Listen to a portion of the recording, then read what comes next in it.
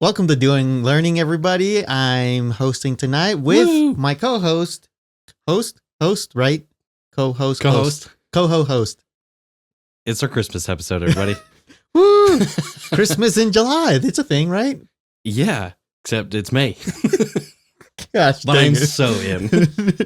We'll do Christmas in May and Christmas in July. Well, you can do that. I won't do that. Okay. I don't know what the word is like. What's the definition of apprehensive? Like nervous? Yes. Like some anxiousness Like, going on? Yeah, because About what, Daniel? my topic as Oh, I okay. I was researching my topic, because like I had two topics in mind, and we don't need to talk about the second one because that'll come up later. Yeah, keep it, save it. But I'm like researching this, and I'm like, okay, I do need to put some research into this to like the factual stuff of it, but then I have like my own thought. experience of Okay, it. I see what you're saying. Yeah, right, of it. And as I'm going, I'm just like, have I done this before? Oh, geez, on this podcast? Yes. I'm just like, have I talked about this before? And I'm I like, mean, this is, I think if I'm doing my numbers right, this is going to be episode 59. So I don't know if I could list all like 30-ish things that I've done, let alone all the ones that you've done. right. So I'm just like, maybe I've hinted at this or whatever. But I thought whether I had talked about it or had not talked about it, I don't think I've talked about this aspect of it. Okay. Kind of like just other episodes, right? About like Greeks, and like we kind of overlap a lot of stuff. Yeah. There's enough information out there. There's enough cool stuff that stuff's going to come up a couple times, and we admit to it. We miss stuff. We just don't get to it. Yeah. So okay. So this revisit, one maybe. I still don't know. I have a feeling that we've talked about it, but I'm like, if we go round 2 on this, right. it's fine. It's fine. Okay. All right. Hit me with it. But you let me know. So let's get into it. I think we can both agree, but you don't have to agree. I might just disagree on principle. On principle, that the NES is the S tier of all gaming systems. Okay, I don't think we've ever brought up the NES on the podcast. That it's the S tier out of all of them? Yeah. I mean, you can totally agree with me, but it's really good. It's got okay. It may be my exposure to it being somewhat limited, right? Okay. I didn't have one. Okay. Growing up, if we That's played totally one, it was fair. like somebody else's or whatever. Right. The games that it has on it, I could name you the Super Mario Twins. The Super Mario Twins, yes. And I'm sure Tetris was there. Yeah. And after that, I don't know that I could name a single title. I'm sure you can. Could I? I'm sure you can. Hang on. Mortal Kombat. Now it's too early. Yeah. Let me. This wow. What's the guy? Mega Man. Yes, that is one of them. I keep wanting to say Rey Mysterio. It's not Rey Mysterio. The guy, like the worm guy, but that was way later. What is that one? The worm guy? Yeah, there's like a worm alien. Yeah, like he just like cut. And he's got a guy in his backpack. Yes. What is that? Oh my gosh, I can't think of that. I know, I can picture it in my head. I have to look it up before we continue because it's gonna bother me. It's not on the NES. Worm dude with backpack, right? Yeah, he has video game. Back. Mochila, as we learned in Pony Express. Oh yeah, that's right. I can learn so much Spanish with you, which is awesome. We're learning up a few things. Earthworm Jim. Earthworm Jim. Yeah. You think that Worm Guy, like it's almost exactly Worm Guy. Like Earthworm Jim. That's him. That's him. That's the one. And was he on the NES? I don't know. Let me see. I just looked up. That was a pretty obscure thing for me to remember. Just pull that one out. I think what I'm trying to say though, Daniel, is we're Okay. kind of stumbling our way through this. Yeah. Is that it was revolutionary, super good, super fun. Hate the controllers. I wish the buttons you can't. We've come a long way. The layout is perfect. Of The size and the shape is not perfect. I mean, right? Otherwise, we've changed it. Yeah. Like if you look at it, basically any other connectors, I might be stealing your thunder. No. But like, why are the GameCube buttons A, B, X, Y, and then like Y is Xbox is it's also A, B, X, Y, right? But then PlayStation is like X, circle, triangle, square. Yeah. Like, and there's a whole thing over the legalities behind the controller layout or something. They got that right. Yeah, they pretty much got that right. I mean, it's one of my points. Like their controller, the base, what it is, it's still used today for design. Honestly, they fixed it with the SNES. You think so? I think so. All I needed was a little round corners and fit in my hands a little better. And just fit a little better. Just take the corners off. Yeah. That's kind of all I really needed. Well, you missed some major games. Okay. So we'll see start if I've there. heard of them and then if I played them. Okay. So you were right. The Super Mario Twins. Mm-hmm. Okay. There's a few of them, right? 3? Right. Yes. 3. Kirby's Adventure. Okay, Kirby. Yeah. Yep. Kirby. Punch Out. Okay. See, Punch Out. See, this is what gets me. Is when I had access to this, I was really bad at it. And so Punch Out was just like an impossible game. You're just like, you just get frustrated. If any of us, there was like all this little kids running around, right? Every now and again, we'd turn on, they did have an NES. And that was one of the things. If we could get past the first guy, like if any one of us could get past the first guy, it was like cheering, shouting. Like, so that's my relationship with Punch Out. There you go. One of the biggest storyline wise games. Chef's Kiss. Yeah. Metroid. Okay. With Samus. Oh my God. I get it wrong all the time. Samus. I want to play the version with Seamus. Editor, please cut that out. Running in with a kilt and an axe and a sheep. And some other stereotypes. But okay, Metroid and The Legend of Zelda. There you go. Yep. There you go. Which I did play that one. It's revolutionary by itself. Not that good. I don't know. Maybe that's a hot take. That you don't think that? Oh, wait, what by itself? What's not that good? Basically, well, I think that it's severely limited by the hardware itself. Is all of the games are clunky. I think. I mean, you're okay. And that's coming from like growing up. Like my first experience with actually having a console was a PlayStation 2. Yeah. No. We had a PlayStation. And then a PlayStation 2. And even then, what got me was one button at a time sort of play style. I could never, it bugged me. You know what I mean? Like it's all so discreet. That's why I say it's clunky. But otherwise it's cool. Yeah. It's very fun. Well, here's why I think it's like S tier. Okay.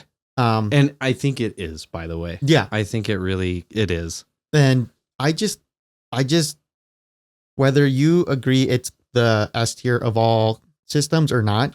Yeah. You just said it right now. You definitely agree it is a heavy hitter and it changed gaming forever. Yeah. Like it truly did. It really did. It just was it the first console? It was not. I was gonna say no. There's got to be some other sneaky one in there, whether it's like just in Japan or something like that. So this one, I'm gonna be butchered. I should let you run the episode. No, this one came out. I think I'm excited. In '83. So okay. So it came out in '83. That's the NES. Okay. So why I think it is. So we're gonna. My gosh. We can dive into the whirlwind of nostalgia, which we have basically gone and talked about it and all the cool experience. But I think we have to start, like you alluded to the beginning, like all the games before it. We had the Atari, the 2600. I was gonna say the Atari come before that. Yeah, the Atari was definitely there, and it was it started out in 77, so it was just like way early. Some of our listeners might remember it from the early name of it was Atari VCS. So that was the original name of it. Very cool system. Nah, I don't know. I don't know what the VCS is for. But then eventually became the Atari 2600. And this thing was just selling like hotcakes. Like as soon as it came into the market, it started selling like hotcakes. And it is in part thanks to Activision. Activision came into the scene 2 years after in 79. Okay. My brain's going places already. And which is in itself the reason why Activision exists. I mean, Activision to this day is a huge name in the gaming industry. Yep. Huge. But they all started because they did not feel like they were getting the recognition, like the developers themselves, that they deserved, such as like the voice actors, the musicians. They were all getting royalties from all these games, and they were former employees from Atari themselves, and they're just like, nope, we're gonna go four of us dip out. That's a tale as old as time. I mean, the amount of companies that are like huge today because four people decided we could do this ourselves. It's ridiculous. Exactly. So they did that.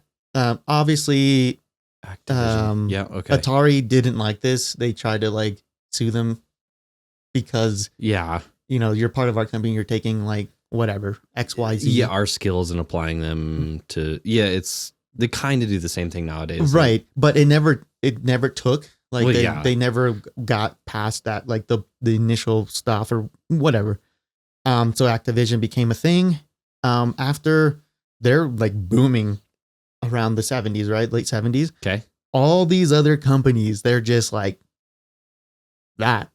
Like we do what Activision's doing. Well, no, they're like Atari's killing consoles. Yeah. Okay. They're like, they're killing it. We need to get into this industry. Okay. It's kind of like today, right? Anything like pops off, like as soon as you're just consoles, it's the console, and then they always release like at the same time. They have the same cadence. It's I feel like kind of like phone companies, right? The first phone came out, and then every tech company wants to make a phone, and then it's like now it's a smartphone. Every company needs to make the smartphone. So like those evolutionary steps, right? Well, and the newest version of that is AI tools. Exactly. I mean, this model.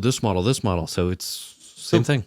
Competition. It's generally good. Yeah. So we got companies that come in like Odyssey in television, Coleco Vision, and Atari gets another company, Atari the 5200 and Vectrex. So all these are consoles or companies? Companies that are making, well, I guess the Atari made the Atari 5200. Sure. Right. So they're all making and producing these consoles, and they're just pumping it out. Which, like you said, competition is good. Mm-hmm. You're going to get very, like, when you squeeze things against each other, right? They want to surpass each other and all this stuff. Yep. Unfortunately, because it was so early in the game, Activision was still, they're popping up good games, but they're one company. Yeah. What, man, in the late 70s, early 80s, like what games were they coming out with? Let's see, Activision. Because I'm pretty sure, did I get this? They did Tony Hawk's Pro Skater? I believe so, yes. Because that's what, or we don't talk about that. Activision and Neversoft, right? Am I wrong or on that? No, Neversoft probably was part of it too. I'm sure Tony Hawk Pro Skater and Tony Hawk Pro Skater 2 will come up at some point. Yeah. Because they're the best. So Activision had Space Invaders. Okay. Asteroids. Well, there you go. They had Double Dragon, if you ever played that. I think so. Wolfenstein 3D. Yeah. Okay. No, these are not. Yeah, those are no kidding. Yeah, and then eventually Those led are to legendary. stuff like Doom. So Okay. Yeah. So they had definitely some heavy hitters. I like Activision, actually, now that you mention it. Yeah. A lot of the games that I lean toward are Activision games. Thanks, Activision. Yeah, thank you. Actually, thanks a lot, because like there's a lot of memories just going down the rabbit hole of just Activision itself. But like I said, just one company, and all these other companies are trying to get into these game or console wars, right? And this oversaturation of consoles needs of the void filled for developing companies. So then all these developing companies start arising, but these third party companies, just because they're trying to push things out, they're not pushing out good things. They're just like, here's a game, boom. Here's a game, boom. Oh, you need a game. Here's a game. Like, we'll dedicate 3 months to this. Well, so they're just like shoving things out as far as you can. Yeah. Yeah. So,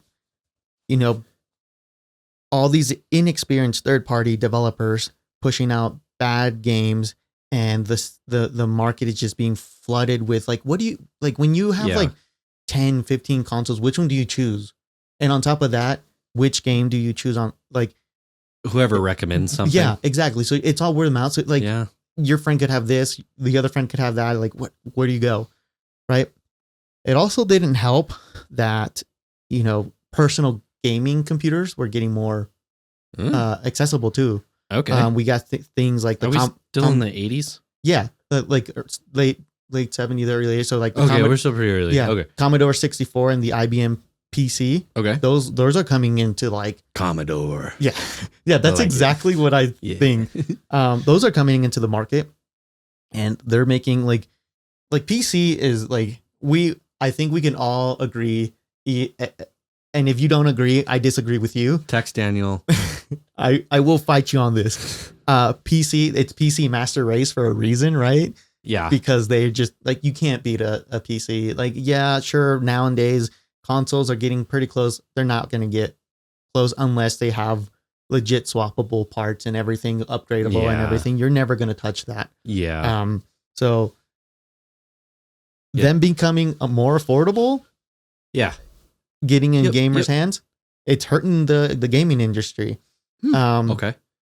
So because of all this, people started losing trust in the gaming industry, because they bought this console worth X amount of money. They're trying to get these games and like have fun, and the games are crap. Yeah. They're not good. Why did I buy this if it's like in the early days of like 4K TVs, I was like, I could buy this, but it's still like cable television that is going to run to it. It's like, it does no good. Right. But now everything is bringing it. So. I do remember when the first, like you said, the 4K were coming out, people were like, you're not going to be able to see anything, but you're going to future proof your TV basically, because it's coming. It's coming. Right. So they should have waited, because then they'd spend way less. Yeah, right. But can I be? I've been wondering something this whole time. Yeah. And I don't know if we're gonna get to it. Have we gotten into like arcade consoles?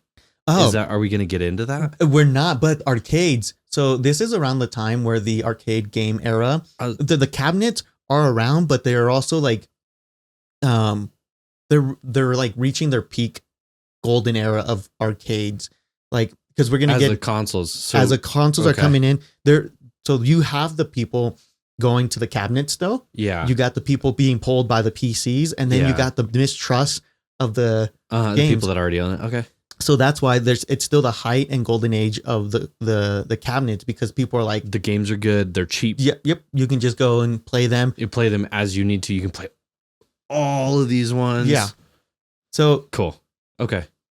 So one of the most famous, or maybe infamous, examples of how bad these games were. I want to play a bad game from the ye olden days. The ye olden days.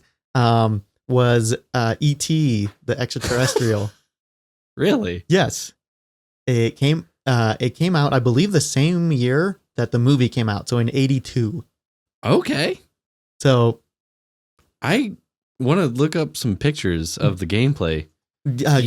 What console was it on? It was on I believe the Atari, what did I say? The 2600? I believe so. While you look that up. Yeah. But initially it's like, dude, it flew off the shelf because the movie had just came out. Yeah, that makes sense. So the people were like, oh yeah. Oh baby.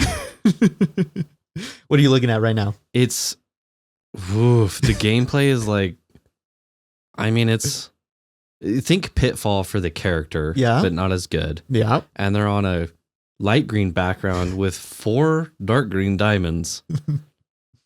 That's it. That's it. Like, there's so many different images of different four diamonds. Yeah. That's amazing. So people were initially super excited, and then they realized this game is bad. It is not good. And the game industries predicted that they would sell a lot. So they overproduced them, and then they couldn't sell them. So yeah. So what do? They very, very quickly and quietly go and secretly burn every single copy that they have. Like, they're just like, we're just gonna get rid of this. Like, physically, yeah. They're like, destroy. Yeah, they're like, we're not gonna we're not gonna tell people that we were not selling. So okay. So we're just gonna like destroy the evidence of like this overabundance of games that we have, misleading the shareholders. Yeah. So it's like, it was so bad that they had to do this. It still went down in record, like, worst game. Like, it was just so bad. They couldn't sell it. They can't move it. I want to play it because it looks so bad. But then, you know how nostalgia hits, right? Yeah. Later on, I believe it was in New Mexico, a landfill found the pile, and you can look pictures up, pile of ET games. And yeah, it is on here. And they sold the lot of these games for $37,000. That's awesome. They're just like, it's just like the cover just like mashed into the dirt. Yes, it's so bad. This one has a Starburst trash right next to it. That's amazing. But it became like kind of like that cult following kind of thing. Like, oh, this game's so bad, but I kind of want it. Yeah. So they put it off for bid, and Atari couldn't claim any like money off of that because it was technically on private property out in the trash. That's so awesome. The trash people disposal got that money. That's awesome. I'm gonna play it on an emulator. Right. But fantastic. To show you how bad the game industry was doing, like, because we can say how like give examples and stuff, but real world dollars. Yeah. From 1983 to 1985, so in a 2-year span, the industry revenue fell from 3.2 billion in revenue to 100 million. Ow. That's a lot of, that's an order of magnitude. And yeah, I think it was like 97%. Like, jeez, like just plummet. That's crazy. Yeah. So, retailers, it didn't matter like if they came out, hey, we got a new game, blah blah blah, we got a new console. Retailers like, I'm not touching it. It's gonna be another ET. I'm like, nope, we're not touching anymore. So, especially North America, retailers were like, no, this is a fad. This is over. We're not going to invest in this anymore. And they probably had other things to sell. Yeah, exactly. Like I said, especially with the computer and everything, they're just like, nope, we're going to go where everything's stable and everything is fine. Mm-hmm. So slowly but surely, NES, Nintendo Entertainment System, they're looking from afar, from the land of Japan, and they're just like, okay, we see what's happening. We see, okay. And just kind of lay low, and then they drop it, the NES, in the US, and they made sure they called it the NES, the, like I said, Nintendo Entertainment System, because they did not want to be video game console, because they knew that the video game, it's an entertainment system. The video game That's clever wording was like not looked at rare, like marketing sells everything, dude. That's amazing. Just how easy it is to just trick people. Be like, no. This is a video game. This is entertainment system. You're like, oh, in that case, I'm in. Let's go. I've been waiting for one. Wonder if the thunder will come through on the camera. I thought I saw the lightning. Yeah, there's a little lightning. Distracted you. It did. Okay, so I'm trying to think of like other examples of marketing that would just kind of work that way. No, it's not that. It's this. Basically, everything Apple does. Right. They're like, no. This is cool. This is a cool idea now. I love how they this is our idea. I like how they go, oh, we have Apple Intelligence, AI, instead of like, come on, we know it's artificial and it's bad.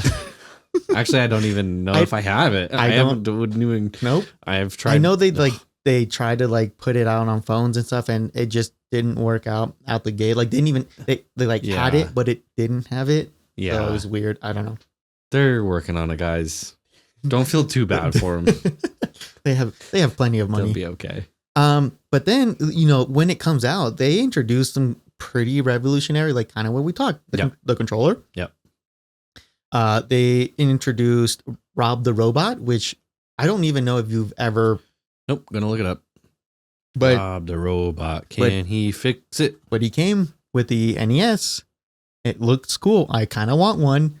It almost looks like Short Circuit, Short Circuit. I love that movie. Mine's not loading. I'm thinking of Wall-E. That's not what came up on my thing. Did we talk about Rob the Robot before? Maybe this is what we talked about. I don't know. Before. I know like it overlaps. I don't know. Mandela effect? Maybe. We've been around long enough to Mandela effect ourselves. What's that called? Somebody text Daniel at Instagram. At Instagrammy. And I think one of the most famous things, the Zapper. What's the Zapper? Oh, come on, dude. Do I know the Zapper? The Power Glove. No. You should know the Zapper. Maybe you're saying it wrong. Are you pronouncing it wrong? ZAPPR? There's no E? ER, sorry. Oh, okay. The Zapper. Oh, the pistola? Yes. Okay, I didn't know it was called a Zapper. I thought it was called a gun. I don't think they probably didn't call it that. I don't think you need. Can I say that on YouTube? I don't know. There's so sensitive. There's wildlife stuff on YouTube, right? Yeah, this is a wildlife episode. Duck hunt. But duck hunt. Okay, that was a good one. I mean, I don't know how the Zapper works. Magic. It was so good. Like, cause like I think does it take a picture? No. I don't because know how it it's like an infrared, right? Shoots it into the CRT TV, and the CRT TV it does a line by line, and I think when you zap it, I think it intersects that line. That's so cool. Something like that. Something like that, and then it registers, or something like that. Yeah, exactly. So it's clever. I mean, so clever. I think even to this day, it's brilliant. It's like you can't play it. Well, you can now. I think they found a workaround. Yeah, but you couldn't do it without a CRT TV. It relied on that technology for this technology to work. There are some really funny images on here that are actually really cool. There's like a Glock that's styled as the Zapper. Looks really cool. I actually want, I don't know if this exists or can exist, but I want a Nerf gun that looks like the Zapper. Yes. Cool? It would be sweet. Somebody It'd be awesome. Nintendo, get with Nerf. You or nothing. See what I did there? We're going to get in trouble if anybody finds out about this. Don't text them. Text Daniel. Don't at them, please. And then of course all the video games. I mean, Power Glove? Is it going to come in? I'm not. I never used the Power Glove. I never used it, I so wanted it's to like bad. that's why I didn't include it. I don't know how readily available it was. Like I knew a lot of people that had the Zapper, or at least played the Zapper. I didn't know a lot of people that had the glove. Nope. So it's just like, nope. Did it actually exist? Whoa. We're doing another conspiracy episode. Oh, ooh. There's pictures of people. There's always pictures of people. Fair enough, Daniel. Okay. And in my head, I've got the Power Glove. And this all this that the NES built up, the controller, the games, everything, the infrastructure. It's pretty wild. It brought the trust back to the consumer for video games. And the door that was once shutting is now, hey, sir, it's now there for everything else to come to be able to do their thing. So that's why, like, so it's not the first, but it in a way a savior. In a way a contributor saved, to this. Yeah, the industry, to be honest. Yeah, because the consumers were not happy. Man, I gotta. I don't know. I feel like even if it would have flopped, it would have came back. I don't know. You think it would have died out completely if not for the NES? There's a lot of things that take inspiration from games that came from the NES, right? Yeah. If there's no NES, where's the inspiration? I know that people come up with their own inventions and stuff, but they always take inspiration from something. And I think the NES is that big something that everybody kind of hung on to. It's like the foundation. Yeah. Even though there's the dirt under the foundation. Yeah. This is working. This is the foundation. Yes. It's like when you're like, you see the videos of people like digging holes in their basement and they find like more rooms. You know, what? Okay, maybe I just watch weird stuff on YouTube. There are people that like go in caves and stuff like that, and there's always people like, so-and-so found a cave underneath their house. It goes for miles. You never watched that? I mean, I guess.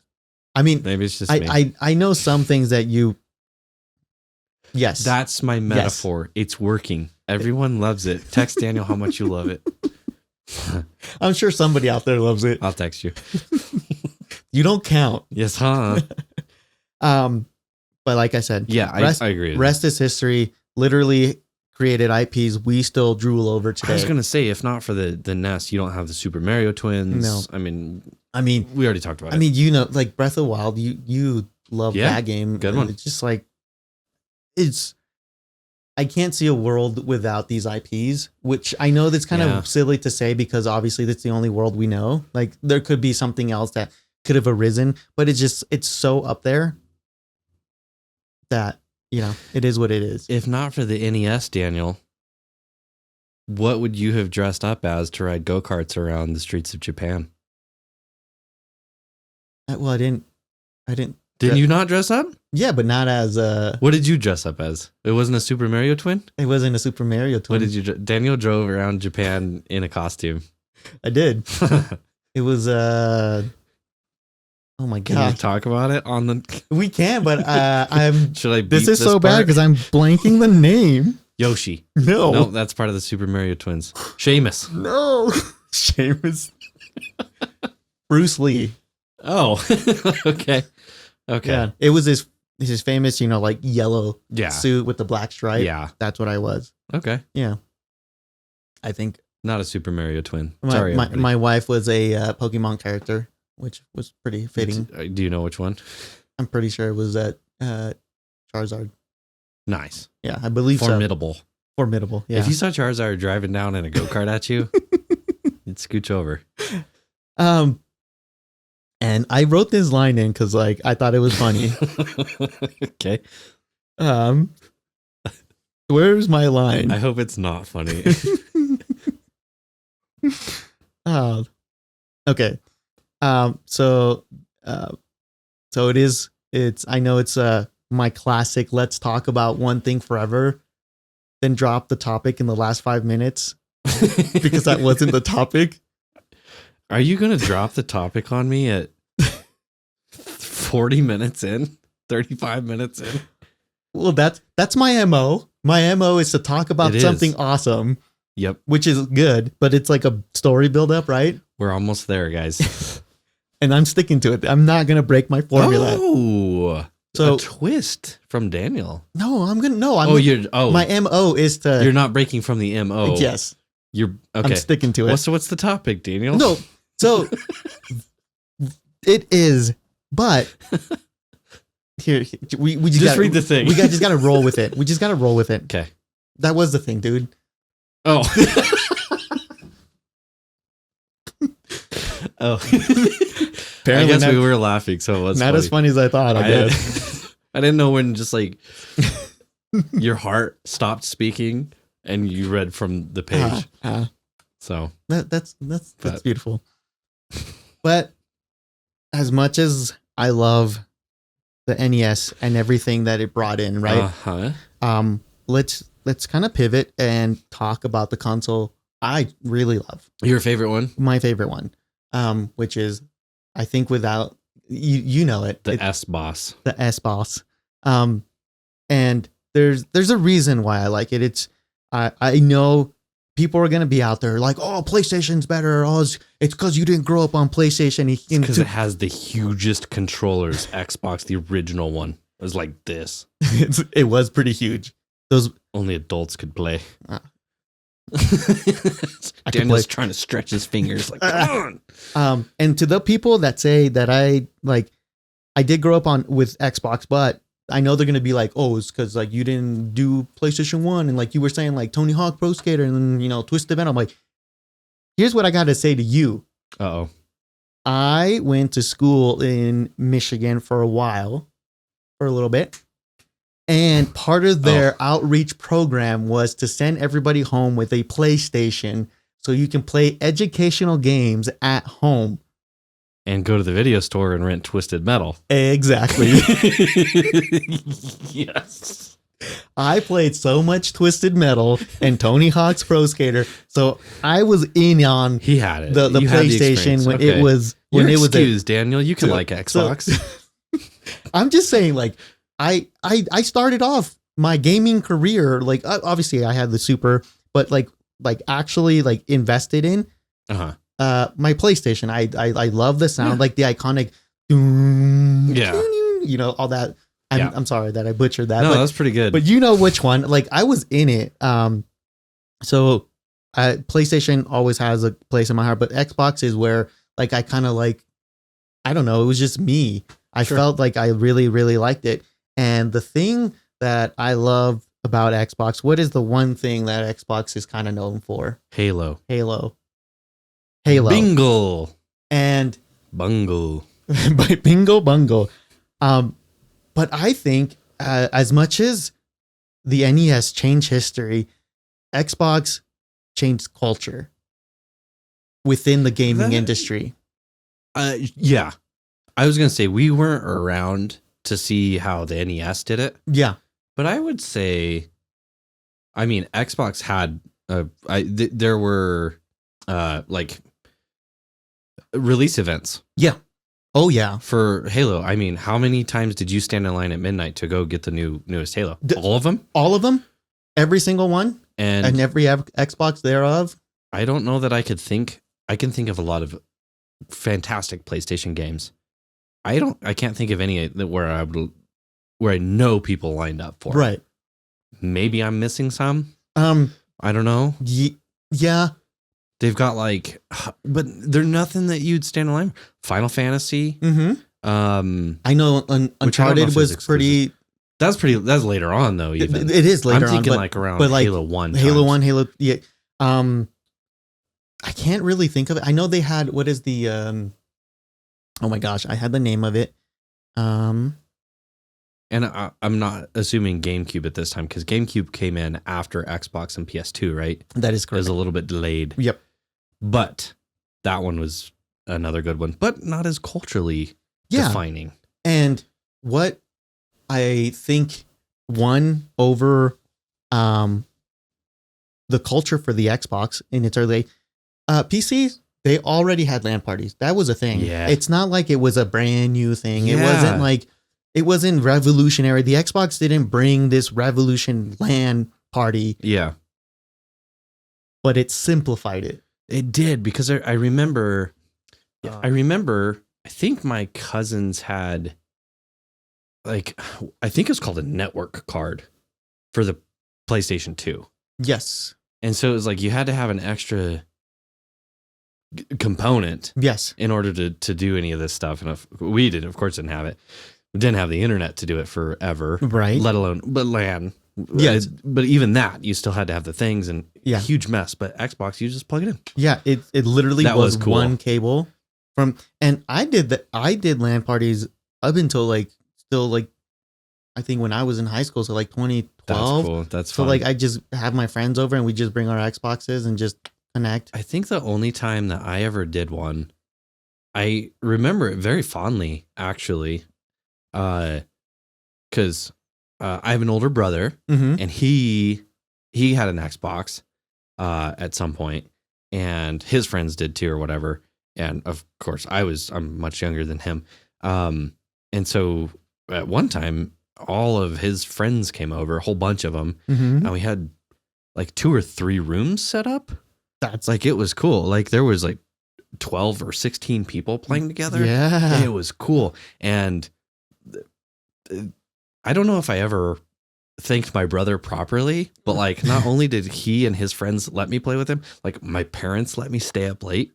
That was like one of the first times I was like, you can stay up like an hour past your bedtime or something. I don't even know. It probably wasn't even that much. It felt like a big deal. So yeah, thanks. No, it was, but that's so much fun. It was definitely like this rite of passage. I think because like I said, PC gamers already knew this, right? So it wasn't, but console players were now able to experience what like you were saying, a 16 lobby, like 16 friends just playing head to head. Because before it was just like split screen, right? And it was like, oh, you're screen cheating, like blah, blah, blah. Like, now we were doing 4 people on a screen in 4 rooms, which is ridiculous. It's so much fun, crazy.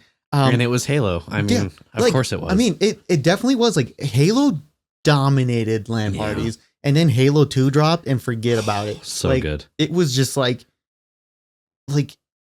I don't think there's Xbox without Halo. Yeah.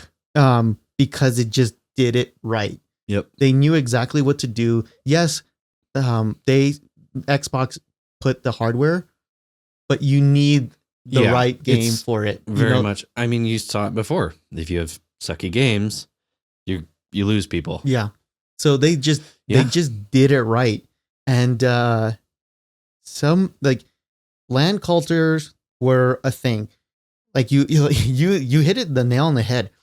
People would stay up super late. Yeah. Some like everybody would bring the consoles, their screens, anything. You'd be carrying down these clunky TVs or what? Because like it's not bring your Xbox and a TV. Yeah, it's not like the day where you just bring a monitor or whatever. Yeah, like, you're talking. I mean, big boys involved. Like, dude, even recently I saw this monitor that is probably a little, maybe double the thickness of your screen. Not like pretty thin. Yeah. So probably double the thickness. Yep.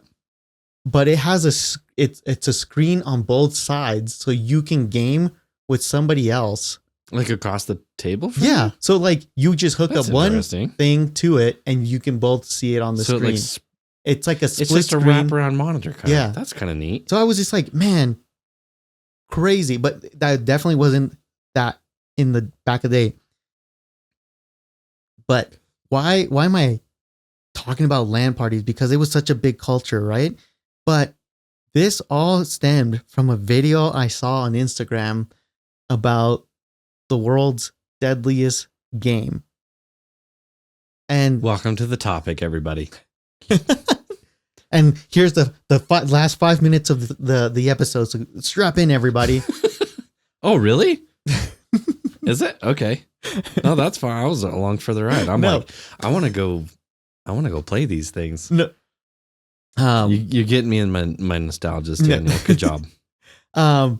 So people love LAN parties, and they started doing LAN parties like everywhere, right?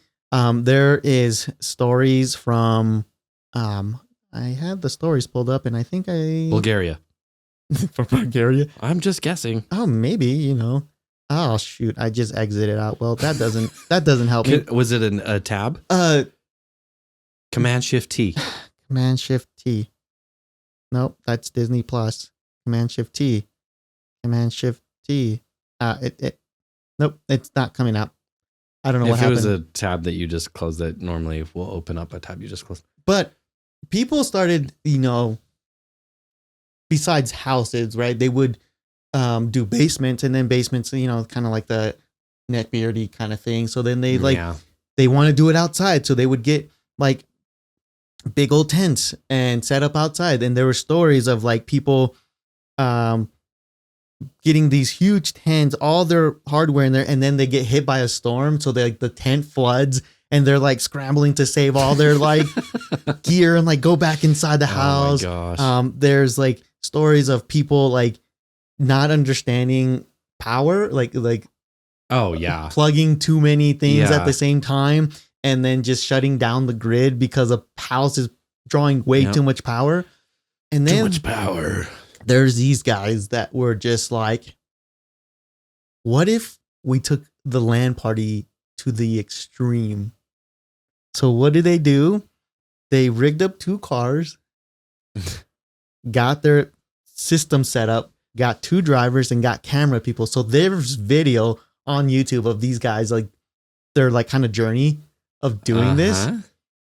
And then they got their setup, and they went on the highway, and they would drive 60, 70 miles an hour. 2 different cars. They would get a big old wire between the 2 cars, and they would game Halo. They would play Halo as a LAN party. And extreme LAN parties is so funny. And like side by side or like behind? No, side by side. They're just like so annoying for everybody else. Well, they're going fast. They're trying to go fast. Daniel, have you been on the highway when 2 people are going next to each other at the same speed? Oh, I'm fully aware. This is why it was called very fun for them, not fun for anybody else. Just saying, I'm their advocate. But that also sounds really fun. They were like posting to like the Bungie forums and stuff. Like, hey, like we're gonna do this. Don't be dumb. Don't do this. We're doing this because we think it's fun. But don't do it yourselves. I think it's a really fun watch. It's like an 8-minute video on YouTube of them like just wanting to take their gaming experience to the next level. Just be satisfied. Couch co-op, and like even if it's not co-op, just like couch multiplayer is it's already such a like fruitful, nostalgic, uncommon thing. Right. It doesn't need to be elevated.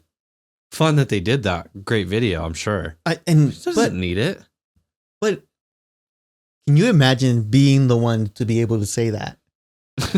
We can just go do it. Can we? Yeah, why not? I think this was in the era where they could get away with it a lot easier. You just find the right road. I know you know of roads that you could get away with this. That's true. I know for a fact you know this. I just love the fact that like some of the comments that I was reading were like, oh, you know, the only reason you got me is because I hit a pothole and I missed my shot and then you got me back. And yeah, my driver's swerving. Switch drivers. We're trying this again. Yeah, exactly. Like you had every excuse in the book, but they were just doing their own thing. It's really fun. And taking LAN parties to the extreme and making that culture that limited, because like we can do LAN parties today. We still can, right? Mm-hmm. It's just not the norm. It's not I don't think it would hit as much, but I am a little hopeful because there's the era of nostalgia, right? Yeah. We're really heavy. Nostalgia's in right now. It's so hitting hard a lot. But I don't know a lot of people that, because like so PlayStation themselves, like I was like, were they big into the LAN party, like you were saying? And they were, but they weren't like they're probably part of it, but not. Their thing was high quality, like story driven games or very like, big hitters, right? That was their spiel. They were big in their own way, and that's why they're still big now, right? They just all the games I can think of are single player games. Yeah, they hit the nail on the coffin on that. Like they dominate. They still dominate. But you know, when it came to like kind of bringing people together, like it was Xbox, and I think trying to like recapture that now, I don't know how you would do it, because like modern day Xboxes, I don't know if they have the capability. You probably just connect on the internet, which is like you're just in the same room. Yeah, there's something about the physical connection. Yes, which is weird to say that the physical connection is the thing that makes it different. Yeah, I think it is though. Yeah, I mean, there's something that goes for anything, right? While we're wax philosophic, right? Like books, reading actual books, right? Which is a completely different experience than audiobooks. It's still consuming the same content, but in a much different way. Writing by hand, it's just stuff that like we don't do anymore, right? Generally speaking, that you can, but it's a different experience. It's the same. It hits us like the same vein. Yeah, it's in the same vein of just getting back to like roots, bare bones, I guess. Yeah, kind of a bit simplified. Yeah, because like if we really like, we could say like, oh well, we can just go back to playing the NES, and sure, it's big, it's in right now. Yeah, and we certainly can do it, but I think it's also a timing thing, right? The time, because like we were in like. I was talking to your wife earlier, and like and I knew I was going to bring this up, but it was like every generation has reasons to say why their generation is so amazing, so awesome. Sure. And I think every generation has the right to say that whatever their view is. I could see whatever viewpoint that they want to say. I just believe that our generation is just in this weird, unique situation where, you know, we knew no or limited technology, and now we're living in a pretty advanced technology. Yeah. So we were able to, because like the generation before us, obviously very limited technology. Yeah. But like walked into this technology, which I think the younger part of that generation is kind of better off than ours.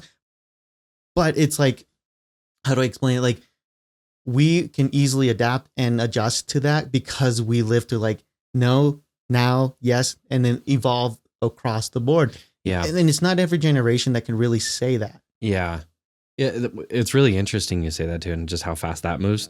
Mentioned my brother earlier, 6 years older than me, which is not a little bit, but it's not a ton either. Once you remove maybe the familial part of it, like 6 years of anything is not that long, right?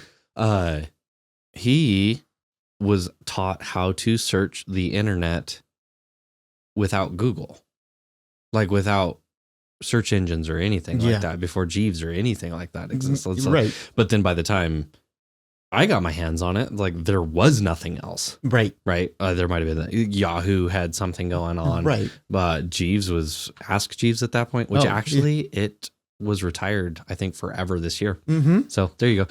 But just how fast that moves. Yeah. So I think like that's something that we share. Generational lines are weird to draw. They are. So it's like my brother, which I think is within the same generation. He had an even more extreme experience of like, he was there without, like, at the cusp of not the internet, but Google. Yeah. Which is a big milestone in technology history. So yes, we also walked into that, but like there's a little bit more. Yeah. And then you kind of get into the other category where you're talking about. Right. So there's definitely like that. So like, it's just, I'm not going to say that art is the best, because we have our own faults and stuff like that, but it just, that small gap wherever you want to draw your lines. It's a very unique experience gap, you know? Yeah. Because now people, like you said, kids nowadays will never fully, like, they might learn and try to understand, but you won't fully understand what it truly was like. But it's just like we won't fully understand what it was like for the generations before us. They're just unique experiences. But I think this in itself, like having experienced the Nintendo, and then having experienced the LAN parties, and now experiencing fully online, it's crazy bizarre. Every single one of them has impactfulness in society, and how like we see everything now up to VR and all this stuff. Like I can talk about that in itself and who the big hitters on that are. I think as far as the console goes, I mean, PlayStation does a fantastic job when it comes to VR. Oh, does it? Yeah. I know they were behind for a while, but that was 10 years ago. Yeah. I think HTC is the other one. Yeah. Like, but I mean, like, it just comes so far. We can go in and do it all and like go down that rabbit hole. But I just really wanted to talk about like the console that kind of saved gaming, and the one that kind of like really inspired me, and like why, like it just, the LAN parties to me were awesome. The games were awesome, and the culture behind it is what eventually led for me to like know some of my closest friends friends that I don't know personally and physically. Like I've never ever seen them face to face, but I bet you if we all decided to get online right now, we'd have so many memories together. Oh yeah, because we talked online, which would eventually like take over LAN parties and all that stuff. But yeah, that's I'm trying to think. I met a few people like that. They eventually fell off, and like I play with. We played for a little bit together. And mostly like my brother and a couple other, we were already friends. Right. But it's such a fun way to keep a connection. And that's a really interesting thing. Some people meet their spouses like that. Yeah. Which is, why not? It's insane, but it's, like you said, why not? It's another common point of interest, right? Yeah. And I think it's crazy how video games out of all the things, because I know like, growing up, it's like, oh, don't play so many video games, get off that, blah, blah. I'm like when we were growing up, like esports weren't a thing, you know? Yeah. And now it's like huge. And, I know a lot of us is gonna be like, oh, if my parents would just let me keep playing, or like, I'm like, really? That's like saying if my parents would only let me play X-Sport, I'd be a professional. Like it's very. Esports is the easiest job with the highest difficulty of actually being successful. Like anybody can do it, but very few people do it like that. Yes. To where you actually make money. But, yeah. I was going to ask you, Daniel. Yeah. NES, S tier. Mm-hmm. Xbox, S tier above NES for you. Maybe? I don't want to speak for you. I would say for me, it's definitely a second best.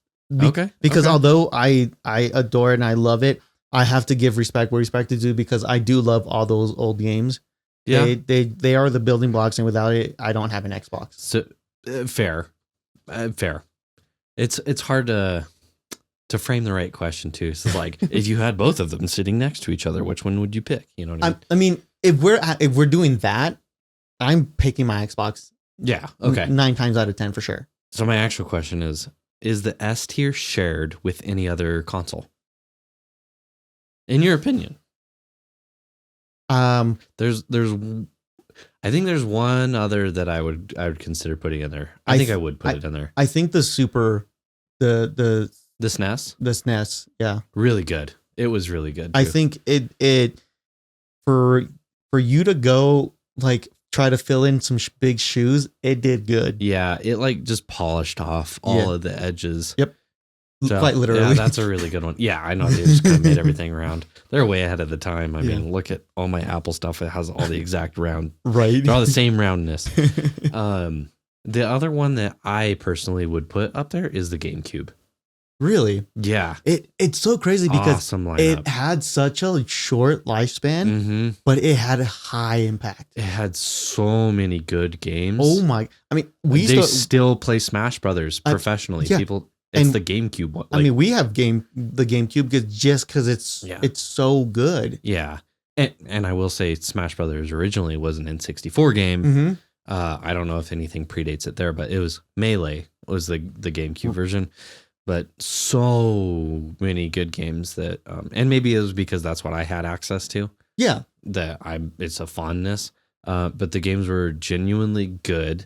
Controller was awesome. Mm-hmm. It had the multiplayer stuff to it that wasn't so bad. You could do 4 really easy outside of that. It got weird. Yeah. You just like plug in the thing to the bottom. Yep. It was such like weird modular. Dude, I don't think a lot of people know about all these modules that you could have done to it, which is insane. Yeah, there's all kinds of weird stuff you could pull off and plug into it and like the uniqueness of the small disc. Yeah, the disc was this small. The whole thing was like that big. Yeah, it was fantastic. The portability of it. Oh, dude, I had a friend. We would often go camping, and he's super into video games. He would bring that we were like kids with his parents, right? But he would bring an extension cord, a TV, and a GameCube, and we would hang out in the tent. Yeah, I mean, we would run around the mountain and do all other kinds of stuff too. But we're playing video games in the tent too. It's just like, and my wife, I can see her now. I can see her saying like, "Oh, you guys are all Xbox and PlayStation," and I can hear in the back of my mind her saying Nintendo. Nintendo is the they're like you cannot beat it. It's so easy to like. I think it's the most approachable for anybody. Just any rando. Yeah. You know. And then all of the handheld consoles as well that were really successful. Like it's just too much fun. They're the Game Boys, dude. Like if we're gonna go on this tangent, I want to. You got some time. Why not? Here's my about Nintendo's Game Boy, specifically the Pokemon games like Red, and Blue, and all that stuff. 3. The game itself, I learned that the memory or like everything that was in the cartridge was all the information on it is less than a single picture on your iPhone right now. Insane. And it did amazing. What? Like you had real time battles, like you can connect to your friends and fight with them. You can capture. It had it was an open world, and then it memorized all these different Pokemon, 151, right? Yep. And not only that, it had unique experience. Like just because you went to that spot where you found that Spearow, you can go back and it's not there anymore. You know, it's like it was kind of choose your own path kind of thing, and it was just like amazing. But the memory it took to build that was minuscule compared to like it's crazy. Like we have games now that are like 120 gigs that don't touch the the innovation of those games. It's the processing power outpaced development skill, maybe, and it's not a slight to anybody. No, it's just that you didn't have to be efficient. So I don't know if you've done it already. If you're ever looking for a really weird rabbit hole to get down into, look into how PlayStation 1 games were programmed, because that was a really big leap in, and probably the 64 is very close to that too, of how they were able to generate like procedural worlds, like really big detailed worlds. Yeah. With, they were able to, I can't even remember how they did it. Like, a level file or whatever was bigger than the entire RAM. And that was like one level of like Crash Bandicoot. Right. That one level was like, I don't know, 3 or 4 times bigger than the full RAM that the actual PlayStation had. Right. And so they had to come up with interesting solutions of how do you stream in the data basically to render the world as you go, kind of sort of thing. Really, really clever. So they were able to access more memory that they actually didn't have. Right. Crazy weird stuff. I do remember when you like you said, you got these super complex games, like the field of view for your character only saw so far, and everything else was blank, right? Yeah. And that's how they did it. Rendered everything. Yeah, you just as far as you can go. Yep. That's as far as you can see. That's the only thing that gets rendered. That's why like you move forward and it's like everything behind you like deletes and everything in front. You can watch it load in sometimes. Yeah, it's crazy. And then you play a game like, well, there's two that I can think of that did it extremely well. You might have some examples. If you've played Breath of the Wild, and maybe the second one, I never played it, and Elden Ring, and maybe the other Souls games did that too, of far off rendering. Like there's experiences in there where you do like the beginning training thing and you come out and you enter into this world and you can you see everything that you're about to play, like kind of all at the same time. Just you see the entire world, and it's extremely daunting, and it's beautiful, and it's cool. Those two games I think did it the best. Yeah. Elden Ring does it, I think, the best of the best, because it does that like like there's like regions of that world, kind of sort of, and so is Breath of the Wild, but it hits you with that same like overwhelming feeling like 5 times in the game, and you're just like, it's ridiculous. Yeah. So if you haven't played that one, it's really, really good. Yeah. I think I need to. I because there's a lot of like iconic games that like I just never got around. The list is too long. It's huge. I'm gonna start with E.T. That would be really, if you can find an emulator for that. I'll find one right now. If you guys want to hang out with us at the patreon.com/doing learning, we'll do a little emulating. Oh, this is going to take a couple steps. It's going to take I found the ROM. Now I need the emulator. Okay, this is the thing. There's only 493 downloads. We're going to keep looking. All right. Well, that's a lot of fun, Daniel. Thank you for the nostalgia. Yeah. We didn't talk enough about Tony Hawk's Pro Skater and Tony Hawk's Pro Skater 2. Best soundtracks of games. I think that I honestly Hands think down. That needs, I think it deserves its own either short or its own episode. We could do just like a listening party. Only because like work? I have so much to say about Tony Hawk Pro Skater, like the games in general, the music, but Tony Hawk himself, like, yeah, cool dude. I'm not gonna lie, he's almost been a topic like 4 times for me. Me too. He's gonna make it at some point. Me too, because not only I follow him on Instagram and everything. He's and a cool dude. He's one of the coolest dudes. Yeah. And I think he still like just goes and skates at skate parks and hangs out with kids. Yeah. I like when he turned 50. Hangs out with skaters. Yeah. I said that weird. When he turned 50, he did like 50 of his like most iconic tricks. The 900. I'm like, I watched that on TV. Just randomly. I just flicked it over and it's like, he's about to do it. And then he did it. And it was amazing. I think we're talking way too much. I think it deserves its own episode. Guys, we have fun here always. Like we're just going down in nostalgia and showing our age and everything, but that's fine. That's okay. We love doing our research, but guys, we say it every week. Just don't take our word for it. Go out there, do your own research, stay curious. Bye.